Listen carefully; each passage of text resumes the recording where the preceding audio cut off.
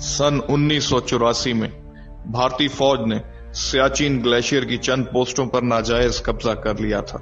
कि जिसके जवाब में पाकिस्तानी फौज ने दुनिया की सबसे बुलंद तरीन चोटियों पर जंगी पोस्टों का डिफेंस ले लिया। ग्यारी के मकाम पर सियाचिन ग्लेशियर तकरीबन 3775 मीटर की बुलंदी पर वाक़ है, जिसमें नॉर्दर्न लाइट इन्फेंट्री की एक बटालियन जेरे कमान लेफ्टिनेंट कर्नल तनवीर और मेजर जका दुनिया की सबसे बुलंद तरीन दिफाई चोटी पर अपने फराइज सरअंजाम दे रहे थे। ये अचानक से